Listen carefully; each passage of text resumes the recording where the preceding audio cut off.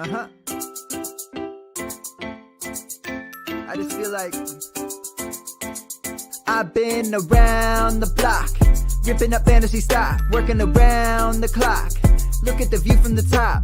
Researching rookies a lot? No, I just be listening to pods. Yeah, one in particular, I'm just a messenger. Let me just pass on the rock. Browning, brunning, pruning, pronouncing ain't what he's doing. What he's doing is not losing, but infusing you with new things. And there's Dennis the Bennett, yeah. The man is a menace, yeah. Building a dynasty, some of the finest things. Promise you, you won't regret it.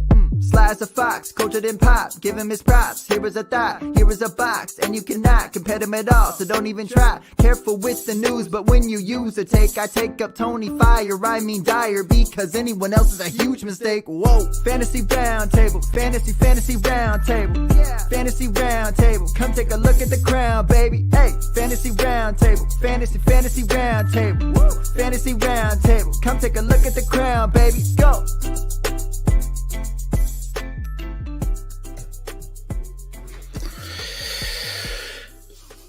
Well, hello and welcome to the Week 15 preview. Hard to believe we are at Week 15. The NFL was so verklempt about it that they've decided to push games out all the way till Tuesday, which we will get to as we're going through the lineup. Merry Christmas to us. Yeah, Merry Christmas. If you did not want to have to spend any time with your family, well, the NFL has got you covered. Between now and Christmas, I think there's only one day so far that they don't have any games, and we'll see. Maybe we end up with some Wednesday games. But before we dive into the action, how are you doing, Dennis? You know, I'm not in the protocol, so, I'm doing great. Yeah, you got to be one of the few connected to the Professional Football League that isn't in the protocol right now. I'm just taking it like it comes. Some people are freaking out, and it's just, it is what it is. I consider myself lucky that we got to Week 15 before everything went off the rails. We got a Christmas gift. We're going to get NFL football virtually the entire week starting tomorrow. So it's like, hey, let's just go play. We got fantasy. Everybody is subject to it. Some people are going to get hit by COVID worse than others, and it is what it is. I'm team. You don't need to put substitutes, manage your team. Maybe I'm an asshole, but your roster is what your roster is. Play with the guys you got, and you put somebody in the starting lineup. Who could have predicted Terry McLaurin was gonna get a concussion last week and put up a 0? You don't get to put something in there. You take a risk. You look.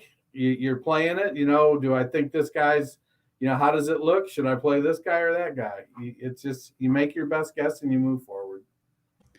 Well, and hey, if you're facing Tyreek Hill or Travis Kelce, your week might be over anyway. Yeah.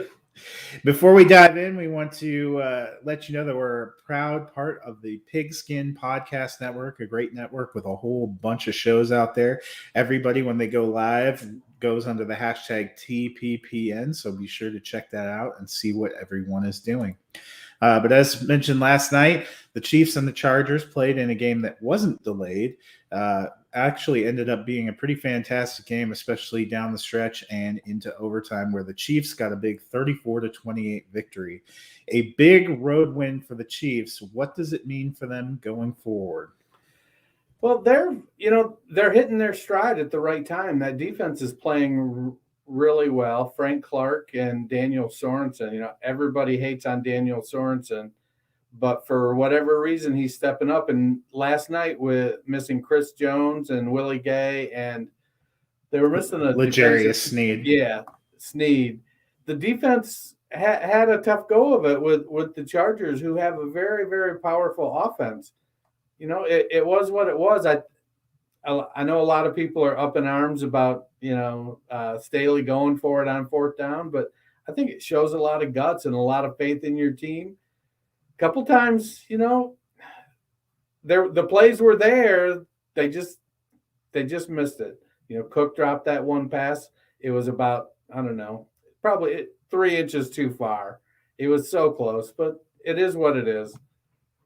Yeah, I think it was a huge win for Kansas City from the standpoint that it not only gives them breathing room, but had they lost, they would have been swept by the Chargers for the season, which would have put them in a precarious position. I think, to me, it all but assures that they're going to be the AFC West champions, which is what we thought back in August. It hasn't always looked pretty, but they've gotten there. I was also, I think if you're a fantasy player, you have to be encouraged, unless you're facing them, that both Hill and Kelsey got back more involved, because for a few weeks there, it had kind of, a lot of the jokes about Mahomes being a game manager. He definitely had to sling the ball. And I loved when they asked him, I don't know if you saw it, what happened on the Mecole Hardman play on 4th down. And his response, it was a shitty pass. I mean, you got to take accountability when it's there. And I mean, who's going to argue with him? I mean, it was a shitty pass. I know they showed the replay and Eggman's like, oh, well, he's got it turned. He's not on the laces. Man, you're throwing the ball 15 yards. I can throw the ball 15 yards without my fingers being on the laces. Maybe not under that much pressure, but I can do it. So I would assume somebody who does it for a living, the laces are important, but they shouldn't be a make or break on a throw that short. Like, the only thing that would have made it better is somebody commenting on the lace position of a football if it would have been Dan Marino in the color chair, because that would have made it better. Sure. So the Chargers dropped to 8-6. They're still in position to get a wild card now. They've been good at times, struggled a little bit at times. What does last night's outcome do for them with 3 games left? I think it puts them in a tough position. They've got a pretty good team, but they're just not quite gelling on defense, I think, as much as they need to. They could squeak into the playoffs and be very dangerous. It was nice to see, Justin Jackson step up and carry the ball a little bit more with Eckler. I don't know what kind of tape they used on Eckler when he sprained his ankle, but it worked a miracle. He looked pretty decent. Though Jackson, 13 carries for 86 yards, was very productive. He was breaking off some nice chunks. Really, it's sad to say, but maybe if they'd have kicked just one field goal instead of going for it, it would have been a different story. But you make the plays your team can make, and you believe in it, and you go for it. I think if they squeak into the playoffs, they could be dangerous. Yeah, and I think they'll still make the playoffs. They have a pretty soft final 3, and by pretty soft, I mean they get the Texans next week. And then they have the Broncos at home. They lost to the Broncos earlier this season, so that could be a tougher one. But then they have the Raiders, and we think the Raiders are kind of fading out. If they win at least 2 of those 3 and get to 10 wins, I think they're in. From my standpoint, what I've found interesting with the Chargers is they seem to be a better team on the road than at home, which has seemingly been the case for the Charger organization since they left San Diego. So it may be better for them to be a wild card than a division winner. So we'll have to see how that goes for them. Yeah, aren't all their games on the road? Yeah, pretty much. Well, Dennis, the season's winding down. Why don't you tell folks where they can go to dominate their league? So you can dominate your dynasty leagues. There's the playoffs have started. So somewhere between 50 and 70% of all dynasty players are out of it right now. So you're moving on. What can you do? You go to dynastynerds.com and get the Dynasty GM. It's the tool you need to get the job done. Integrates seamlessly with your MFL, Sleeper, Flea Flicker, and FFPC leagues. Use the league analyzer to identify your team's strengths and weaknesses. Use the trade calculator to put together league-winning deals. Use the player shares tracker to keep track of your rostership. This is the time of year where you're looking and you're seeing like, all right, I've got a 46% rostership of Brian Edwards because I thought he was going to be something. How much should I still stay invested in him? What can I actually move him for if I do? Use that rostership tool and figure out who are your guys. Get exclusive rankings and more. Use code Roundtable for 15% off the monthly or annual subscription. Bundle with the Dynasty GM. Bundle the Dynasty GM with the Nerd Herd and save even more. It's easy for me to say. Was it easy for you to say? Till the end there, I guess. All right. Well, we're going to dive into the Week 15 preview. I'm just going to be honest. After the NFL made all of its changes, I still have the games in the order they were originally scheduled, and that's how we're going to roll. So our first one, which was originally scheduled to be tomorrow afternoon, is the Las Vegas Raiders 6-7 at the 7-6 Cleveland Browns. This one has now been punted to the early game on Monday. Darren Waller is for sure out. He was ruled out on an injury basis. I'm guessing they don't reverse that. So which Raiders are you confident starting in this one? Well, obviously Hunter Renfrow. He's wide receiver 5 over the last 5 weeks. He has developed a chemistry with Derek Carr that, he's going over 100 yards. He's catching 8 to 10 balls. It's just there. He's getting open, and there's no denying that. Outside of that, I think Carr and Superflex, especially if Cleveland's going to have their defense decimated to the extent that they are, if they don't get some of those guys back to be able to play on Monday, it's going to be a rough go of things for Cleveland. I think if the defense, like right now, I think Myles Garrett's the only defensive end that's not in the COVID protocols. Both starting defensive tackles were already in the COVID protocol. It could be a real good game to start Josh Jacobs if some players don't make it off the COVID list. Yeah, Renfro's an easy start for me too. He's wide receiver 12 on the season. He's averaging almost 16 points per game. He's everything we hoped Bryan Edwards was going to be in terms of being a volume target. I'm with you about Carr has been a decent super flex option all season. And I'm also interested in Jacobs. The running back landscape is not incredible. And there's no Kenyon Drake. I don't even know if they're going to get Jalen Richard back. Peyton Barber doesn't do a lot for me.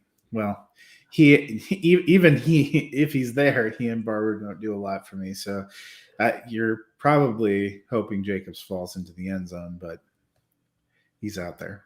So with all these COVID cases, obviously it's not going to be settled for a few days now, getting bumped to Monday night. But which Browns in the passing game? We figure you're starting Chubb, but which games in the passing game do you like? Well, they don't have a ton of receivers available right now, so it's Donovan Peoples-Jones. He made a great play last week. He's starting to come on and play really well. So I'm comfortable sliding him into a flex position. The other guy that I'm looking really hard at is David Njoku. We've seen him flash on and off all season. Well, now Hooper and Bryant are both out. Forrestall is the second tight end, and I believe he's technically a tackle. So it's going to be David Njoku. Somebody's got to, they have to have somebody to throw to. Higgins will be out there, but I'm really pretty comfortable with Njoku as a top 15 tight end, maybe top 10 tight end, and Donovan Peoples-Jones.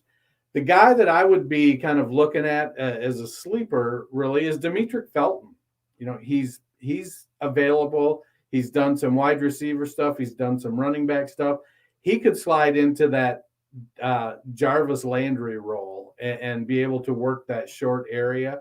So he's really a guy that I like, but I don't know yet if I have the confidence he's just going to step in with Nick Mullins and get 9 targets, we'll call it Jarvis Landry type. So 9 targets for, 82 yards.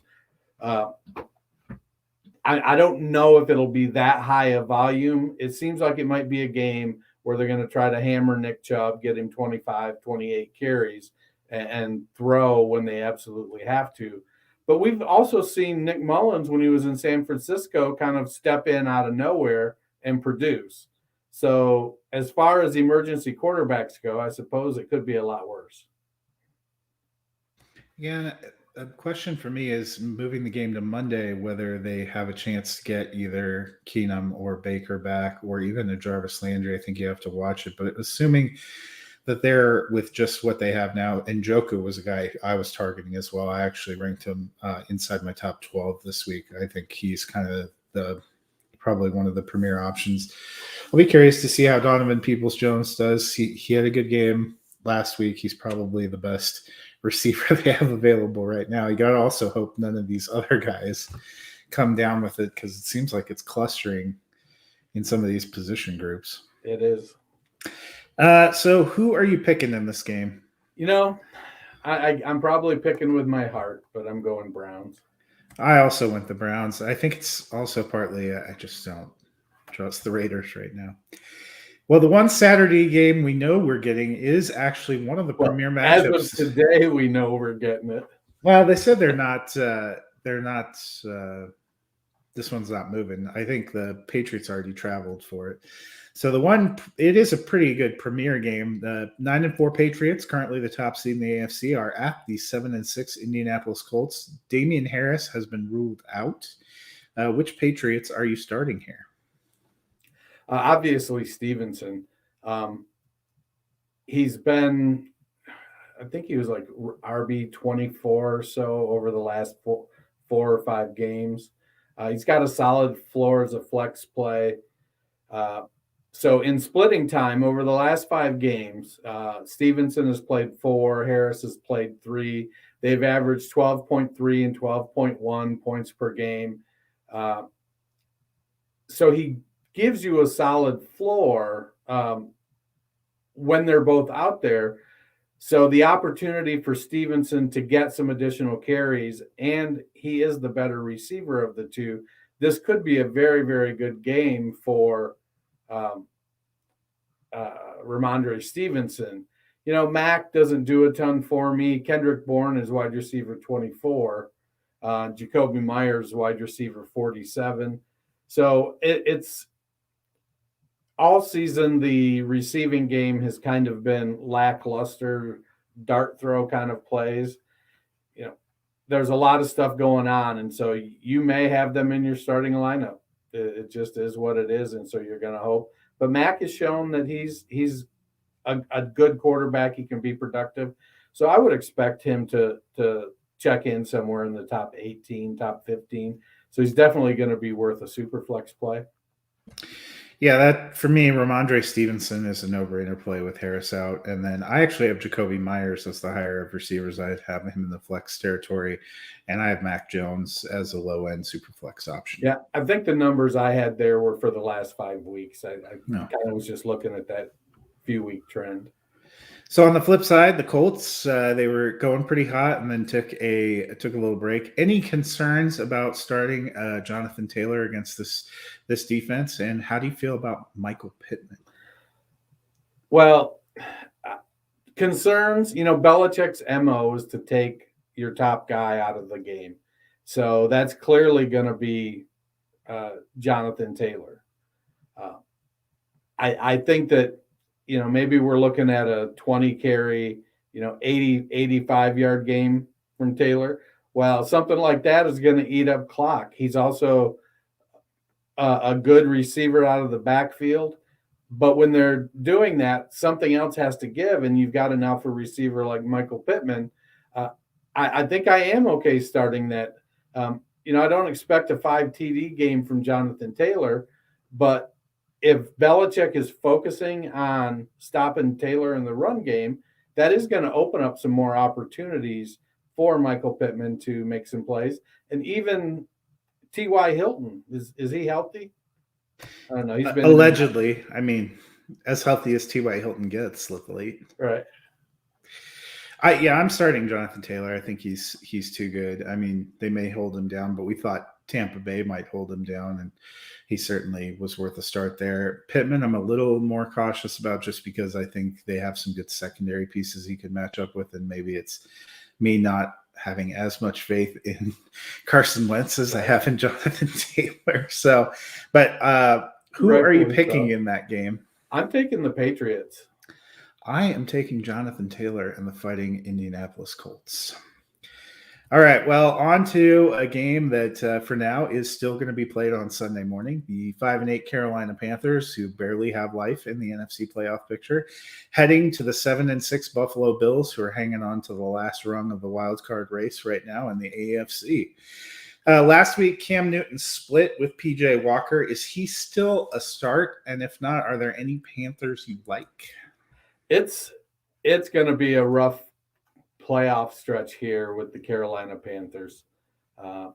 I think we all saw that after we got the initial buzz of Newton coming back, his arm is shot, and PJ Walker is not the answer.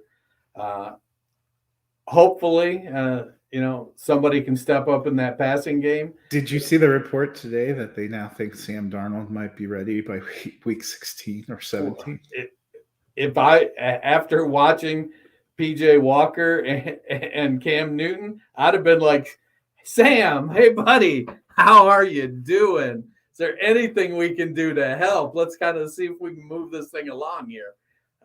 I'll take Sam over both of them. I mean, I don't know that Sam is the answer, but I know that I definitely know that the other two are not the answer either. I think if you got DJ Moore, you're probably sticking him in your flex spot. And Robbie Anderson, I think you can justify not starting just because he's been, he's only had a couple of good games this year. But, we have also seen Anderson put up some big numbers. It's tough to start Chuba Hubbard at this stage of the game. He's just such a roll of the dice.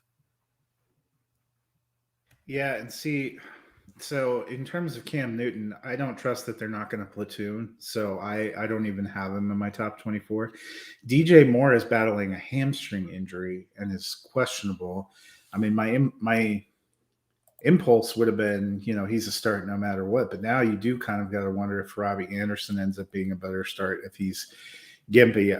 I don't think I have incredible faith in either of them, and I'm with you. Chuba Hubbard has not even been 2020 Mike Davis out there.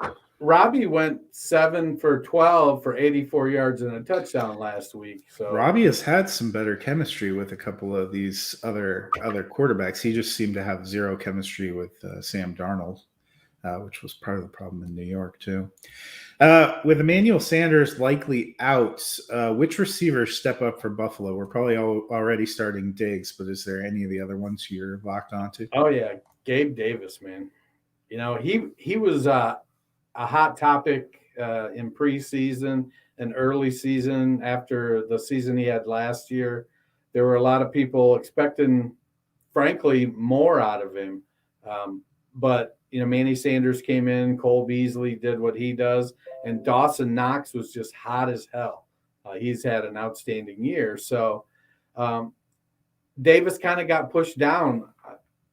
With Sanders out, Davis is going to slot into the starting lineup there, and he can produce. He's a big wide receiver with good speed. We've seen him work in the red zone and score touchdowns. I really like Gabe Davis. Yeah, I'm interested in Gabe Davis this week too. It feels like it was this time last year that he really started to come on. And I've been fascinated. Carolina traded for not one, but two cornerbacks. And it seems like their pass defense has gotten worse. So I don't know what that says about Gilmore and the guy they got from the Jaguars. But who are you taking in this game? I am taking the Bills. I'm also taking the Bills. And Josh Allen, Sean McDermott, if you're out there, please win this damn game. I mean, my God, my Super Bowl pick just looks worse with every passing week. This can't happen. Another game likely playing on Sunday. The Arizona Cardinals, 10-3, coming off a tough loss to the Rams, are playing the Detroit Lions, 11-1. Deandre Hopkins is out, likely for the rest of the regular season. With him out, are there any passing game weapons that you feel confident in? Well, I don't know if I'd call it like. Is what it would be, but we have seen AJ Green he's flashed a little bit of that old magic, but he's just not been consistent. Christian Kirk will pop off every now and again. I mean, and frankly, Kirk leads the team in targets, catches, yards, and is second in touchdowns. Granted, the majority of the reason for that is that Hopkins has missed a bunch of games. But I think Kirk is somebody that's definitely flex worthy and probably Green for me. But I think, to me, it feels like Kirk is probably the one of the two that's going to get the most volume. And the volume he gets is going to be higher percentage for conversions. Like a lot of the green stuff is, fly routes down the sideline, things like that are a little bit harder to convert. The payoff is great when they do, but he isn't quite as fast as he once was. And while he's still a big guy and can battle at the catch point, he's 32 years old now, or 31 years old. I'd love Ertz a little bit if he, wasn't battling that hamstring, but that makes me nervous. Yeah, and the one that seems to have just completely fallen off the radar altogether is Rondale Moore, who had a couple of big games early in the season, but they cannot figure out how to use him. James Conner is tracking. He's questionable. He could be in there. Chase Edmonds was running routes on Friday, so you'd think he's going to be back. Those guys I feel more confident in, but I'm with you. I can't bring myself to totally trust AJ Green, especially having watched some of the ways he shit the bed in that Green Bay game. I don't know how Kyler Murray trusts him anymore. So Christian Kirk is probably the one that if I was forced to put money on, and please let that never happen, he's the one I'm leaning toward. So they have Hockenson obviously out for the season. Swift has now been ruled out. Jamal Williams still has not come off the COVID list. Do we see him this week? And if we don't, how are you feeling about that Detroit backfield? Is it Reynolds for you? Well, Reynolds stepped in because Jefferson was dinged up. I think it was supposed to be Jefferson. I think he was sick. Yeah. They never said it was the nebulous illness, but of course he was active on game day, and it's like, let's go. Oh. Right. So, that was a pain in the butt there. I do think Jefferson is probably the more talented of the two, but I think Reynolds went out and showed that he can be trusted to produce. I feel like it's Reynolds and Jefferson kind of at the top of the order there amongst those guys. And as explosive as Igwebuike looked, I think he's, they really like him on the kick and punt returns. He's more of a special teamer. He'll play a few change of pace snaps, but I think it's Reynolds and Jefferson. I just don't know. I don't have a feel for whether or not Campbell is going to say, hey, you showed me something last week, I'm going to give you some run first. Or if he's going to say, hey, Jefferson has been our number 3 all season, and with 1 and 2 out, I'm going to roll him out there first. So I'm not comfortable really starting Jefferson or Reynolds, but I feel like whichever one does get started will produce something. For me, I think Swift is going to join Hockenson on the no more games this season. Probably. Well, and Jamal Williams, they haven't really talked about it. He must have a pretty serious case of COVID because he's been on there for a little while now. Is he vaccinated? Do you know? I don't, and with like 100 million NFL players in the protocols now, it's been hard to keep track. But I tend to, with you, I really liked what Craig Reynolds did last week, and he seems like the kind of heart that Dan Campbell would reward. But if it's me, I'm staying away from Detroit's backfield. Who are you picking in this game? Taking the Cardinals. I'm also taking the Cardinals. All right, the New York Jets 3-10 at the Miami Dolphins, who, even though they're 6-7, feel like they have a pulse in this playoff race, man. Michael Carter looks like he is going to be coming off IR to play this week. If he does, are you playing him? Yeah, I might have to in a couple leagues, and if COVID keeps rolling around like it is, a lot of people might have to. He started to establish himself before he got injured, and I think he's clearly the most talented back that they have. So I'm not opposed to it. It seems like right now I'm defaulting to everybody being a flex play. And I don't know if that's a function of my not having my rankings completed or having the rankings that I did get completed ravaged by COVID, or if there's just so much uncertainty and you don't know how much run somebody's going to get. I like Carter a lot. The challenge he has, Miami gives up the 7th fewest fantasy points to running backs. The the silver lining to that is that they're kind of middle of the pack in receptions to running backs. So there is some hope because Carter has shown that he can catch the ball as well. So it feels like it might be one of those 13 for 45, 13 for 55 kind of games on the ground, and five targets with 3 catches. And then you're hoping that he can find the end zone. Yeah, that's what I was going to say. I am rolling him out there, but not so much because I think he's going to have a powerhouse running day because it's not a great matchup. But he was getting a lot of dump off and passing action when he was out there before, and they don't have more. They don't have Davis. Crowder looks washed. Braxton Berrios is about the best they got out there right now because apparently Denzel Mims couldn't beat a cushion off the couch to get out in playing time. So I think Carter will be involved enough to return. I actually had him as a low-end RB2, so I wouldn't be shocked there. Another backfield that's been a quagmire. At one point, I think everyone that had ever considered playing running back for the Miami Dolphins was on the COVID list, but they got Gaskin and Ahmed back, I believe. What are you expecting from this Dolphins backfield? I think aren't they supposed to get Malcolm Brown back from IR this week too? Yeah, that was a potential. It might have been Gaskin and Malcolm Brown that came back. I know they said 2 of them. No, that Gaskin and Ahmed did come back from the COVID list, but I know Malcolm Brown was trending towards.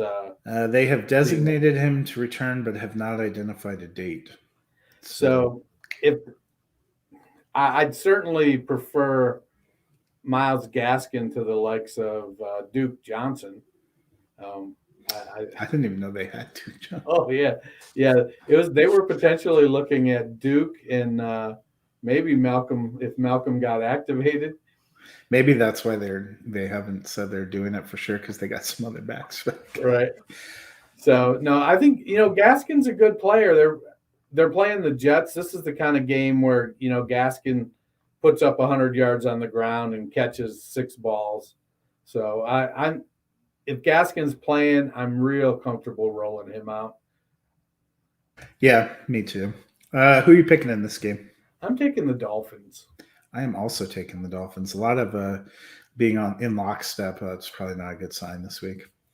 The Dallas Cowboys 9-4 heading into New York to take on the 4-9 Giants. Jerry Jones said this week that Dak is in a slump. Will he break out of it in New York? Well, it's a great opportunity to break out of it. Yeah, I mean, it's a division game. It means more personally.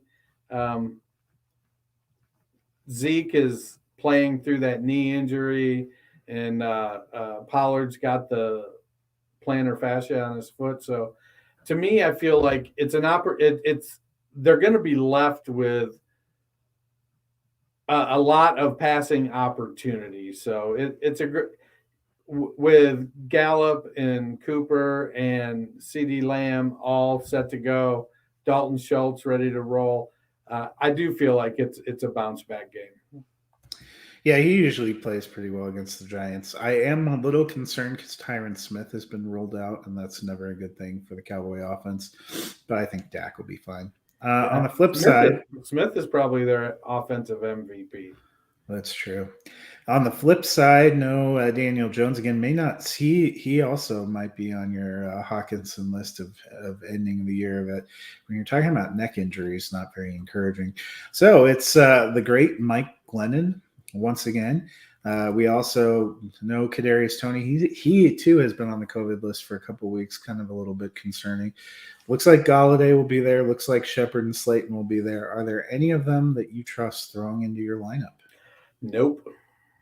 Yeah, that's 100% how I feel. I mean, speaking of being on the COVID list, like J.J. Taylor of the Patriots has been on the COVID list for like 10 weeks now. What was I can't remember. Was it Paul Armstead for the Jaguars? Oh, yeah. It was like all year, 11 weeks into the season, and they were like, it's been awful. I think he had to retire from football. No, he was. I think he might be on the Saints this year on their practice squad. You never know. I mean, COVID hits people all kinds of ways. I think the only Giant that I'm interested in playing is Saquon, who seems to do pretty well against the Cowboys. Yeah, I'm definitely playing Saquon. I'm going to probably be forced to play Galladay. And I do. Well, I don't know. So my thing is this: I've got a lot of leagues, and I don't always remember which ones I have to still set lineups for. So I'm still setting all my lineups just to make sure, because I'm so terrified I'm going to miss one. And so I'm like, I go through and I just keep setting my lineups, just keep making sure, going through and checking for COVID, because I'm just so paranoid I'm going to miss setting a lineup and it's going to knock me out of the playoffs. I think I made the playoffs in like 8 out of 17 leagues that I wasn't in a rebuild. I've got like 3 or 4 rebuilds, but so terrified of that. I'm scared shitless that I'm just going to not set my lineup in one league. I am picking the Cowboys in this game. How about you? I'm taking them boys too. All right, this is a game that was supposed to be on Sunday morning. Washington football team 6-7 at the 6-7 Eagles has big playoff implications, as this is part of a glut. Both these guys are in a glut of teams at 6-7 in the NFC. It has since been moved to 7 Eastern on Tuesday night, which is good news probably for both teams. Jalen Hurts still trying to work himself back from an ankle injury, and Washington dealing with COVID and a variety. Anyone who didn't have COVID was in the injury protocol. So what are you expecting from Washington's offense? We don't know who the quarterback will be. We're hoping Terry McLaurin gets cleared from concussion protocol. Antonio Gibson so far seems to be good to go. We'll just keep him in a bubble away from everyone else. Well, you got Ricky Seals-Jones too. So Cam Sims caught a touchdown pass last week. You know, De'Ami Brown is still there on the fringes. And, you know, the guy who maybe – so depending on how deep they have to go. Actually, Cam Sims is on the COVID list. Oh, is he? Yeah, I'm looking right now because they had something like 21 people on the COVID list. It looks like McLaurin is close to being cleared. McKissick also has a concussion, trying to get cleared. Curtis Samuel questionable with a hamstring. Yeah, I think he's already been ruled out, actually.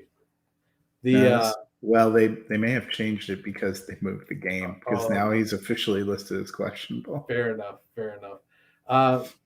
You know who's surprising there that everybody keeps forgetting about is Adam Humphries. You know, if you're looking, you know, it's dollar store Hunter Renfrow, and if we get him, he's not going to get you a ton of yards, but he's going to be where he's supposed to be, and he's going to catch the ball. He doesn't drop the ball a lot. He's a hard worker.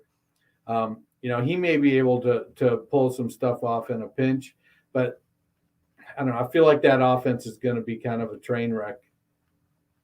Yeah, that's my concern is if Garrett Gilbert, who got signed off the street, ends up having to start for them, you probably have to start Terry McLaurin because you don't know. And if it being a Tuesday game, it's going to be really tough having like alternative options.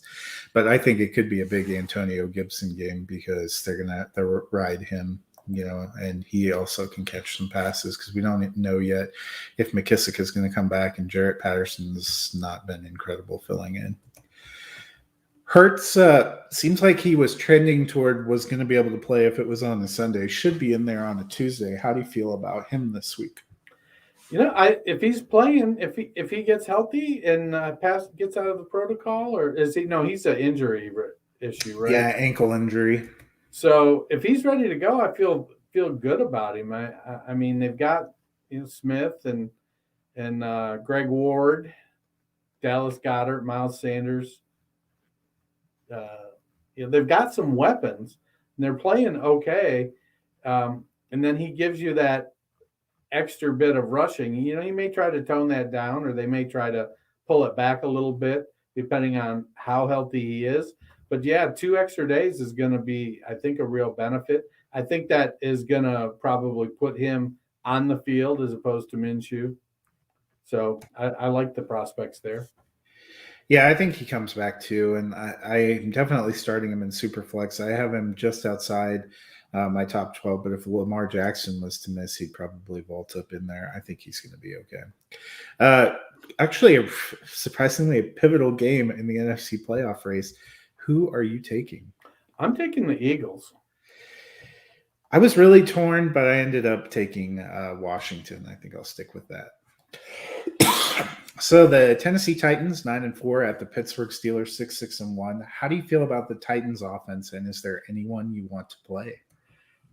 Well, I think I'm going to be forced to play Tannehill. I've got Taylor Heineke in a super flex league, and it looks like he's going to be out with the COVID. Foreman and Hilliard have settled into some consistent roles. Hilliard catching the ball, Foreman running it. Hilliard is the more productive, especially for PPR. But I think if you're looking for a couple floor guys, those are probably a couple guys that are going to get you 10 points. I think you got to play Julio. He's the one there, and sometimes I go back and forth. Who is the receiver 61 last week? Yeah. Well, in last week, what I said is I felt like Julio was going to draw attention away from Westbrook-Ikhine, and it kind of did a little bit, I guess. So they just got to convert. But I think it comes down to how well does their offense produce, or their defense, excuse me. Yeah.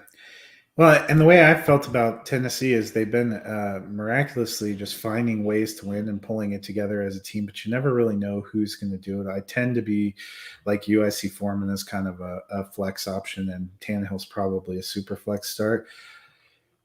I agree. You're probably starting Julio Jones, probably just because where you took him and because he's by far the best option in their passing game. I just don't have a lot of confidence. Are you going to start Adam Humphries or Julio Jones? You start Greg Ward or Julio Jones? Flipping sides to the Steelers, we kind of know how we feel about Deontay Johnson, Najee Harris, and Pat Freiermuth. How about Chase Claypool? Is he an every week start for you? Starting to sit? I think probably if it's a 3 wide receiver league, he's probably an every week start. The guy is really, really talented. I don't have any issues at all flexing him, and I think he's got a lot of upside. I think some of it's limited by the offense that they're running with what Ben can do. Ben's been playing pretty well, but he doesn't quite have the arm strength that he used to get the ball downfield. Claypool is kind of their downfield contested catch guy.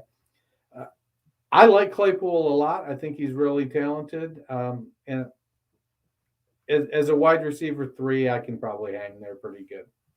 Yeah, that's how I feel. He's probably always a flex consideration. He just feels a little more boom bust because of the nature of Ben's arm and what they're doing. This, too, a huge matchup for the AFC in terms of playoff seeding. Who are you taking? I'm taking the Titans. I am taking the Steelers. And God help me, I don't know why, but I'm taking the Steelers. On to a game that has 0 playoff implications, but might be a lot more fun now that a certain head coach is no longer trolling the sidelines or the fans. The Houston Texans, a powerful 2-11 at the Jacksonville Jaguars, also a powerful 2-11. Davis Mills is there. David Johnson possibly going to start this week while Rex takes his back seat. And Brandon Cooks, out there on an island wishing he was part of a better team. Is there a Texan you're excited to play this week? I feel like this is a trick question. I'm intrigued by Brevin Jordan. I think he's developed some chemistry with Mills. He's got 17 targets over his last 4 games. He's stepping into that receiving tight end role. Brandon Cooks is a guy that you can typically count on. Is he having a wide receiver 1 year? No, but he's still having a pretty good year. David Johnson's a tough one. I feel like if Johnson's going to have a good game, like a really good game this year, this is the one. It's got to be this one. I sit here and I'm like, the only hiccup is Royce Freeman's going to come in and catch 10 passes. Oh, David Johnson will end up carrying the ball like 14 times for 51 yards, and then Royce Freeman catches 10 passes for 79 yards and 2 touchdowns. And you're all like, oh, that should have been David Johnson. Well, the way the Texans season is going, we just need to hope David Culley comes out and says they're going to feature Royce Freeman in the offense, because that's the kiss of death for whoever. Right.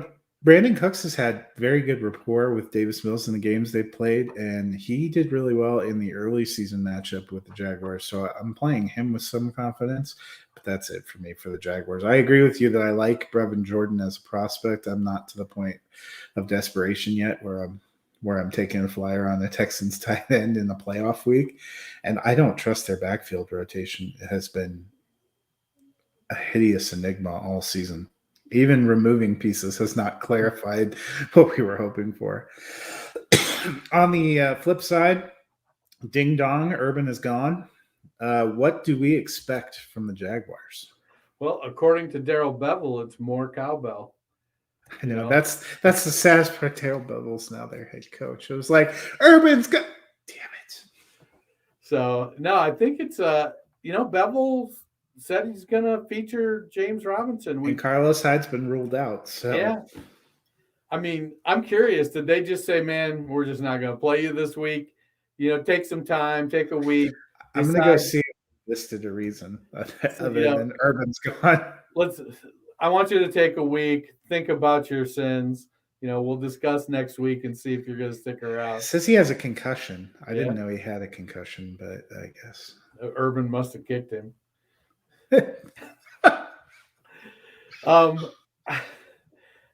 Who would have known Josh Lambo was going to save the Jaguars season? No kidding. So I like J-Rob this week. I think he's going to be productive. I'm not at a point where I'm just going to automatically trust that Trevor Lawrence is going to start slinging it. But I do think that Marvin Jones is set up to smash this week. I think he's the number one receiver there right now. And what I'm interested to watch is that now that Urban is gone, is Bevel going to get creative in how he uses Laviska Shenault? Like creative, like even just run a normal route, and we'll throw you the ball, kind of creative. I don't think the word creative and Darrell Bevel have been used in the sentence in quite some time. I'm with you about James Robinson, but I'm also cautious about the passing game. I kind of want to see what this offense looks like without Urban Meyer for a little bit before I'm just going all in on them. The only one I'm confident about is James Robinson, because if we know one thing, it's that Darrell Bevel likes to run the ball. And they want to keep Trevor Lawrence happy, and he seemed to be advocating for James Robinson quite hard. Who are you picking in this powerhouse matchup? I'm taking the Jaguars in a revenge game. I am also taking the Jaguars. Well, tell the people what they can expect from DraftKings.com. Football fans, I'm sure we all love an action-packed, high-scoring NFL game. But with the latest no-brainer from DraftKings Sportsbook, an official sports betting partner of the NFL, you'll be a winner once a single point is scored. New customers who bet just $1 on any team to score can win $100 in free bets. It's that simple. If the Sportsbook isn't available in your state yet, you can still get in on the NFL action. Everyone can play for huge cash prizes all season long with DraftKings Daily Fantasy Sports Contest. DraftKings is giving all new customers a free shot at millions of dollars in total prizes with their first deposit. Download the DraftKings Sportsbook app now. Use promo code TPPN. Bet $1 on any team to score with $100 and win $100 in free bets. If they score, you score with promo code TPPN this week at DraftKings Sportsbook, an official sports betting partner of the NFL. Must be 21 or older, New Jersey, Indiana, or Pennsylvania only. New customers only. Minimum $5 deposit, $1 wager required. One per customer. Restrictions apply. See DraftKings.com/sportsbook for details. Gambling problem? Call 1-800-GAMBLER. All right. Well, in the afternoon slate here on Sunday, big wild card battle: the 7-6 Bengals at the 7-6 Broncos. It's a good defense the Bengals are facing this week. Any concerns about their fantasy assets? Well, they performed well earlier this year against Baltimore and Green Bay, who both have pretty good defenses. Baltimore at that point still had like all of their good defensive backs. So I would expect they'll be able to move the ball. A lot of it's gonna come down to if they get pressure on Burrow, can he get rid of the ball? So this could be a Tyler Boyd game. Because if they start getting pressure on Burrow, he starts getting hit. He's going to start taking those quick looks, and Boyd is the short game guy. Higgins intermediate, and Chase the deep ball. But we know it only takes 1 or 2 plays with Chase for him to put up 100 plus and a touchdown. So I'm comfortable starting the Bengals. I think that if you got this far with Joe Mixon, you're going to keep riding him. And Burrow is just going to have to go out there and play like a champ. Yeah, I'm excited. I think they'll probably stick Surtain on Jamar Chase, and that's going to be a heck of a rookie battle. I'm with you. I lowered. They probably matched up how many times in college? Probably, well, 2 or 3. A few times, yeah, because they were on opposite teams in there in the SEC, probably in big games.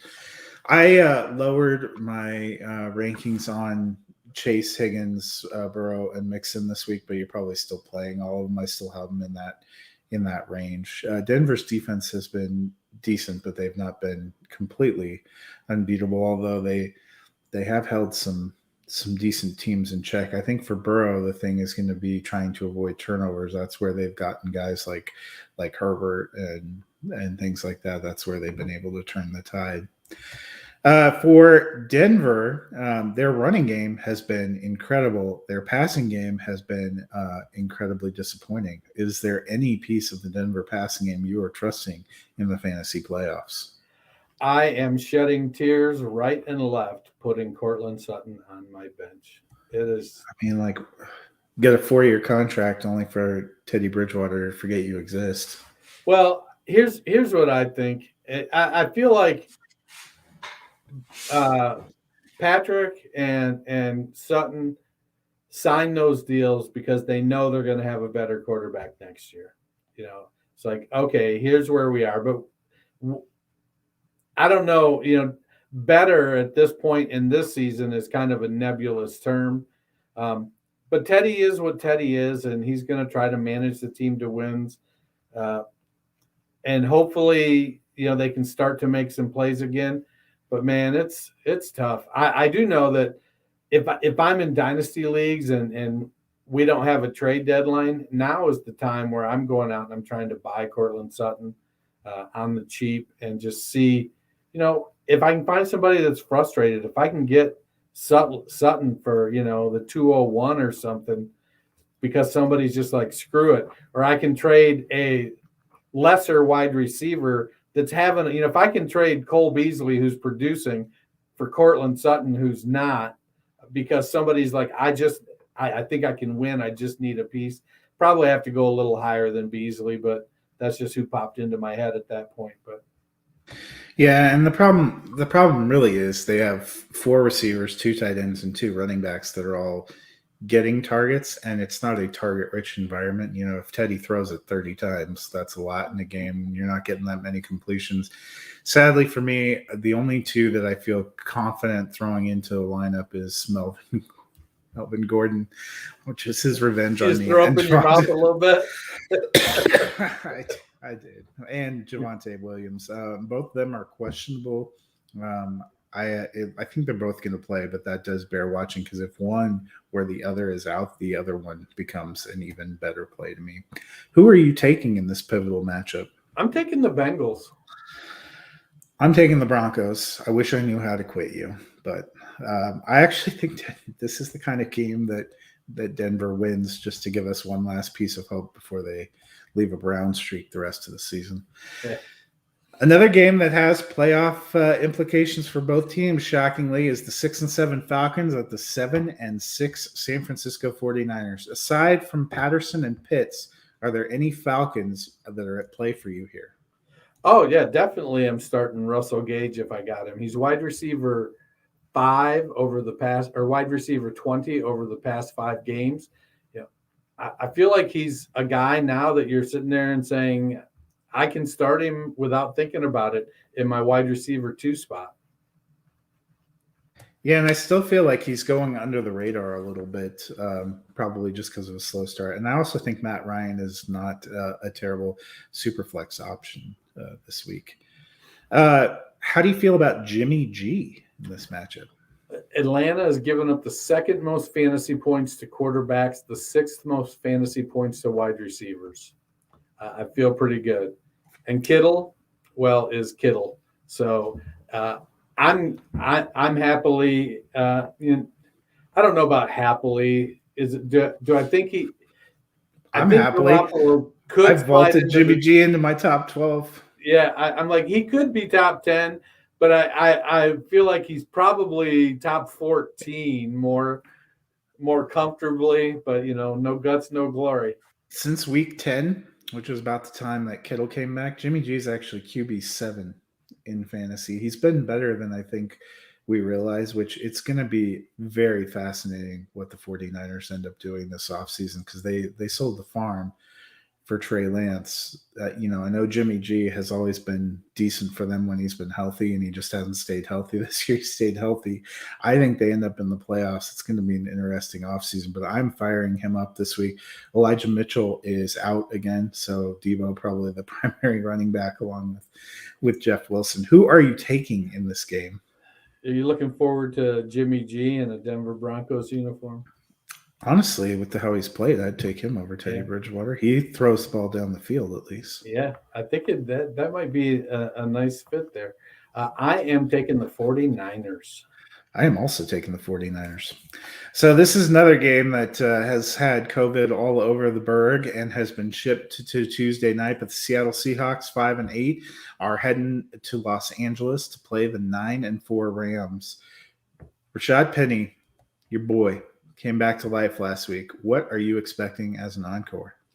Man, I so would love to see him not pull a hamstring in the first 5 minutes of the game. But I think history has told us that, every time he flashes, something bad happens. It's like, can he just not tweak something? Because he's soft. And it's not a good or a bad thing. It just is a thing. There are other, Zeke Elliott plays through whatever is sidelined Rashad Penny the last 4 years. Zeke Elliott plays through it, even the broken bones and torn ligaments. But, man, so the Rams are middle of the road in fantasy points versus running backs, but they give up yards to running backs on receptions. And Penny is a pretty good receiver.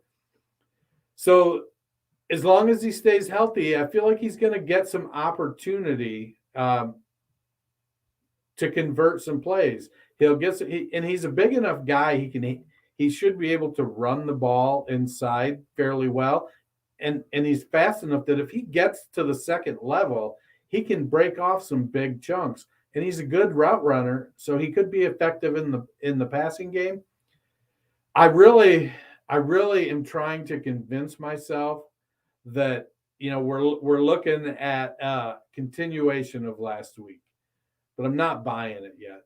I think it'll be an okay game, but I'm just not ready to place that bet that he's gonna run away from the Rams defense and put up 100 yards and a couple touchdowns. So I think he'll play okay, but you're probably starting. If you have him, you might be flexing him. You might be risky and starting him as your RB2 and hoping for a wide receiver 20 to 24 sort of performance. But it's going to leave you sweating the whole time. Yeah, that's the thing. I'm excited to see him kind of get the lead role down the stretch and to see what he can do. But I'm with you. I need to see it more than one time in what is it, 4 years before I'm totally set on that. I'm in the flex territory. And, I hope he has a nice audition down the stretch here. How about the Rams backfield? Darrell Henderson, it looks like with the game sliding to Tuesday, has a legitimate chance to come off. But I think Sony Michel has looked pretty good filling in for him. If both are available, how does this play out? Frustratingly is how it plays out. I like Darrell Henderson and I like Sony Michel, and it feels like it's getting ready. It went from, well, if Henderson's healthy, he's our guy. Michel is just a change of pace, give him a breather, to Henderson is out. Michel is the guy, and he's going to carry the rock. To this week, if Henderson gets healthy, I feel like we're looking at a Dontrell Hilliard, Dante Foreman kind of split, and it's going to be that where you just are like, all right, I guess I'll take my 11 points and go home. Yeah, I know the Rams typically have liked to ride one back, and you would think Darrell Henderson probably goes back to his role when he's healthy, but Sony Michel to me has played so well and plays a little bit different with a little bit more power that I don't think he gets completely cut out. I think they end up splitting, and it probably lowers the ceiling for both of them, especially on a pass-heavy offense. Who are you taking in this one? Taking the Rams. I am also taking the Rams. So one Sunday afternoon game we know we're getting at this point that's been pretty good on the schedule is Green Bay Packers, 10-3, currently the top seed in the NFC, taking on the Baltimore Ravens, who are barely holding on to the lead in the NFC North. They're 8-5. The Ravens secondary has been decimated, so you figure it's a good game for passing. But aside from Devontae Adams and Aaron Rodgers, is there anyone you're excited to fire up? I'm always excited to fire up MVS. That's my dude there. Man, it's a game where he should be able to get it done, hit a big play. He's gonna have those sort of head scratchers where he drops one, or because of the nature of the targets he gets, Rodgers just isn't connecting with him. Occasionally you'll see that where they'll try 3 or 4 deep balls in a game, and one is defensed nicely, and 3 of them just are off the mark far enough that they're not real legitimately catchable. But man, the dude is good, and Rodgers is building trust with him. And if I need to take a shot at tight end, Josiah DeGuara has started to pop his head up and make some catches. I've got a team that, unbeknownst to me, our playoffs started a week ago, and this would have been my week I was like right on the edge. If I'd have won this week's matchup, I'd have made it into the playoffs. And I go to set my line. I'm like, what the hell? But Josiah DeGuara on that team, where my choices at tight end are Jack Doyle, Pharaoh Brown, Jordan Akins, I'd have been loving to grab Josiah DeGuara and put him in as my tight end. MVS should play, but he's stealing with a little bit of a back thing. I think it's Alan Lazard's season, and I just have a feeling that we're going to get. He was pretty involved. I know, but he was pretty involved last week. I mean, you could be right. MVS really only needs one 75-yard bomb to make his day, but I have a feeling Alan his day to make my day. Yeah. On the flip side, Lamar has said he's going to play, but he still has not practiced yet. They still have him on, as questionable, so they haven't ruled him out. If he does go, how do you feel about playing him? Well, I think you really have to temper your expectations on the rushing side of things. I feel like a lot of times where he would pull it out of Freeman's belly and run it himself. In this game, he's just going to stick it in there, and they're going to take the half a yard or the 1 yard play. But we've seen Lamar be a very accurate passer in the past. Rashad Bateman is coming on and giving them another option to go along with Hollywood Brown and Mark Andrews.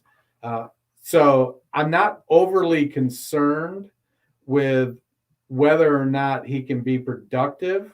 I think they're going up against a team that honestly at this point just has more offensive firepower. And with Lamar being limited on the rushing side of things, I think that's going to hamper them some. Yeah, I mean, I lowered Lamar a bunch in my rankings. I think he probably still will try to go and gut it out and play, at least starts the game. I think if Baltimore had 10 wins right now, they sit him easy, but they're facing a lot of pressure in their own division and they don't have any margin. I think he's going to try to go, but what has made him such a fantasy asset is that rushing ability that probably, I don't foresee it being there. Who are you taking in this game? Taking the Packers. I am also taking the Packers. Well, Dennis, Christmas Eve is a week from today. For those last-minute shoppers, what good news do you have for them? Well, this is the last weekend, and I wish I could show it to you, but I had to leave it at my office. Got me some cool Fantasy Football Roundtable merch for the family. Got the one son a hoodie, another one a 3/4 sleeve raglan. Got my wife a nice 3/4 sleeve for her to kind of hang out and rep the brand. Just in time for the holidays, get your Fantasy Football Roundtable gear at ViridianGlobal.com. Snapback hats, trucker hats, t-shirts, 3/4 sleeve raglans, and my favorite hoodies, all adorned with the Fantasy Football Roundtable logo. This weekend only, get 10% off Fantasy Football Roundtable gear with a code ROUNDTABLE. That's ViridianGlobal.com/collections and select Fantasy Football Roundtable. Use our code ROUNDTABLE for 10% off. Should be there by Christmas. No promises, though. Nice. All right. Well, the Sunday night game is another one with playoff implications with the 6 and 7 team. This time it's the Saints at the Buccaneers, who are 10-3, currently the second seed in the NFC. Is Taysom Hill a good play in this matchup? I don't think so. He's probably going to get some rushing yards and he's probably going to vulture some touchdowns. I don't know. Maybe he's a good play. I have a noted anti-Taysom Hill bias. I recognize that. It is what it is. I'm not seeking therapy for it. I'm learning to live with it. He's not a great passer. So a lot of it's going to come down to, for me, I think it'll come down to what does Tampa Bay's offense do? If Tampa Bay gets out of the gate really fast and all of a sudden Taysom Hill is having to start chucking the ball around, I think that sets the Saints up for a really rough day. Yeah, I like Taysom Hill, unlike you, but even I dropped him a bit this week because, he's got that plantar fascia injury that he's been playing through and he's been doing pretty decent. But Tampa Bay, they are a great defense if you want to throw. They're not a great defense if you want to run. And New Orleans pretty much only has a star running back and a, Tim Tebow Jr. So I don't think it's the greatest potential matchup for Hill. On the flip side, I'm going to change the question up a little bit. Tom Brady has done a lot as a Tampa Bay Buccaneer, but one thing he's never done is recorded a regular season win against the rival New Orleans Saints, including this year. Does that change? Yes. Yes, it does. It's kind of weird that they've been his bugaboo. So I guess with that, you're probably picking the Buccaneers. I am. I mean, the Saints give up the third fewest rushing yards in the NFL and 15th. They're 15th in pass yards to running backs. So this to me is, it's a Lenny game where he's like 20 for 67 with 3 catches for 27 and a touchdown. Well, and he's a little banged up too, so I'm wondering if we see some Rojo. Well, maybe, but I think so. We know that Lattimore is going to shut down Mike Evans. This is, this is going to be that game. But Chris Godwin and Gronkowski, they just have too many weapons, and I think eventually Evans will get a big play, maybe even a touchdown, because they'll start to they're going to be able to produce with Godwin and Gronkowski, and I think that's going to cause them to pull off of Evans a little bit, and Brady only just needs just a sliver to get the ball in there. And Evans, I know that Lattimore is Evans' daddy, but I think he might get one this week. Yeah, I do like Godwin in this game, and I'm also taking Tampa Bay. Well, the Monday night game that was always on the schedule, but is now maybe not the best of the Monday games. The 6-7 Vikings, who are trying to cling to playoff life, at the 4-9 Chicago Bears.